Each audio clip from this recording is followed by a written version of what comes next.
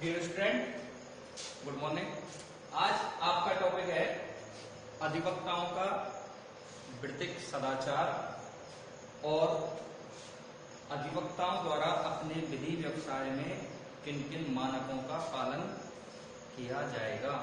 तो इसके बारे में आज हम बात करेंगे। तो सबसे पहले आता है कि अधिवक्ता का वृत्तिक सदाचार होता क्या है। अब इसको कानून की भाषा से ना देखकर अगर जनरली देखा जाए तो जैसा कि यहां क्लियर हो रहा है, वृत्तिक सदाचार। वृत्तिक मीन्स कि आपने देखा होगा 19 फर्स्ट जी,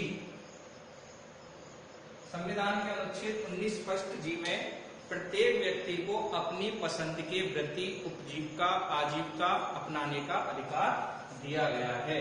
तो यहाँ वृत्तिक मीन्स ऐसी कोई आजीविका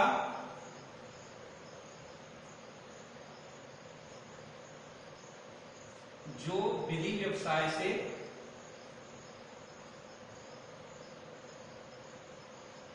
संबंधित है। दूसरे शब्दों में कि ऐसी कोई वृत्तिक सदाचार मीन्स ऐसी कोई आजीविका जो विधि व्यवसाय करने वाले व्यक्तियों के लिए आचरण के कोई मानक निर्धारित करती है। तो वृत्तिक सदाचार से तात्पर्य है आपके कि विधि व्यवसाय करने वाला व्यक्ति कौन होंगे। विधि व्यवसाय करने वाला व्यक्ति केवल और केवल अधिवक्ता ही होंगे। तो अधिवक्ताओं, अब फिर बात आती है कि ये जो हैं अधिवक्ताओं के वृत्तिक सदाचार, तो वो सदाचार के बिंदु, ये 4 बिंदु हैं जिनका अधिवक्ता के अपने पालन करना पड़ता है। तो इसकी जो डेफिनेशन है वो अधिवक्ता अधिनियम की 1961 की धारा 49 फर्स्ट सी के अधीन बनाए गए नियम हैं तथा जिनका पालन करना प्रत्येक पंजीकृत अधिवक्ता के लिए आवश्यक है।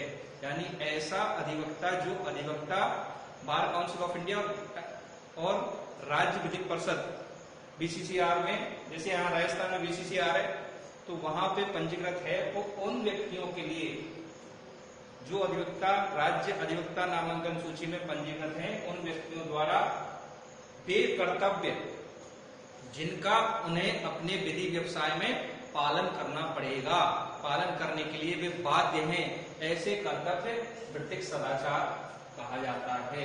यानी अधिवक्ता उन कर्तव्यों का पालन करने के लिए बाध्य है। अगर वो उन कर्तव्यों का पालन नहीं करता है तो उसे वृत्तिक कदाचार के लिए दोषी ठहराया जा सकता है।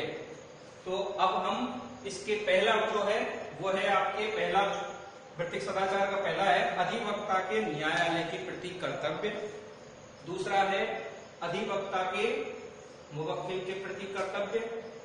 तीसरा अधिवक्ता के विरोधी पक्षकार के प्रति कर्तव्य। और चौथा है अधिवक्ता के सहकर्मी अधिवक्ताओं के प्रति कर्तव्य। तो न्यायालय के प्रति, मुवक्किल के प्रति, विरोधी पक्षकार। कानून में विरोधी पक्षकार कौन होगा, तो यहाँ अलग अलग प्रकार की कार्रवाई है जिनमें जैसे सिविल कार्रवाई में वाद लाने वाला व्यक्ति वादी कहलाता है, जबकि उसका बचाव करने वाला व्यक्ति प्रतिवादी कहलाता है। अपीलों में अपील करने वाला व्यक्ति अपीलार्थी कहलाता है, उसका विरोध करने वाला रेस्पोंडेंट कहलाता है, प्रत्यर्थी कहलाता है। आपराधिक कार्रवाइयों में जो अभियोजन संस्थित करता है वो सरकारी तरफ से अभियोजन संस्थित किया जाता है, जबकि बचाव पक्ष जो उसका विरोध करता है वो बचाव पक्ष होता है। ऐसे बहुत सी कार्रवाई है, अलग अलग कार्रवाई है लॉ में, जिनमें विरोधी पक्षकार उस कार्रवाई के हिसाब से तय होते हैं। तो अगला जो है वो है अधिवक्ताओं के। अभी यहाँ पे आपके ये चारों जो कर्तव्य हैं इन पे आपकी बड़े बड़े क्वेश्चन 20 नंबर का क्वेश्चन आपके चारों में से एक साल छोड़ के एक साल कभी ये आ जाता है, कभी ये आ जाता है, कभी ये आ जाता है और कभी ये। कभी कभार ऐसा होता है कि तीनों को मिला के एक क्वेश्चन भी दे देता है। तो आपको अधिवक्ताओं के जनरली आप इसको थोड़ा सा पढ़ लेंगे, थोड़ा सा समझ लेंगे, बस केवल हमें धाराओं का याद रखना है कि धारा कहाँ पे इनके बारे में बताया गया है। तो सामान्यतः अधिवक्ता अधिनियम 1961 की धारा 49 फर्स्ट सी के अंतर्गत इनको डिफाइन किया गया है। तो ये एक एक करके हम पढ़ेंगे। तो जैसे अब अधिवक्ता के न्यायालय के प्रति कर्तव्य, आज इसको ऐसे समझ लो, बाकी का जो विस्तृत रूप से अगली क्लास में हम आपको बताएंगे। अधिवक्ता के न्यायालय के प्रति ऐसे कौन कौन से कर्तव्य हैं जिनका उन्हें अधिवक्ता के नाते पालन करना चाहिए। तो अधिवक्ता को हमेशा यह ध्यान रख लेना चाहिए कि अधिवक्ता की खुद की और न्यायालय की एक गरिमा होती है, उसे उस गरिमा के अधीन ही रहकर कार्य करना चाहिए। अधिवक्ता को न्यायालय के किसी भी निर्णय के प्रति कोई अशोभनीय टिप्पणी नहीं करनी चाहिए, क्योंकि यह माना जाता है कि न्यायालय न्याय का मंदिर है। तो इसी प्रकार अधिवक्ता के मुवक्किल के प्रति भी कर्तव्य होते हैं। मुवक्किल के प्रति कर्तव्य, अगर किसी मुवक्किल ने किसी अधिवक्ता को अपने मामले में हायर कर लिया है तो यह उस अधिवक्ता का जनरली कर्तव्य है कि वह उसी मामले में दूसरी पक्षकार से कोई भी दुर्वी संधि ना करे।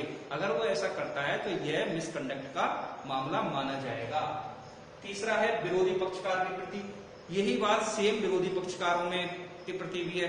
अधिवक्ता को ऐसा कोई भी आचरण नहीं करना चाहिए जो उसके विधिक व्यवसाय पर प्रतिकूल प्रभाव डाले।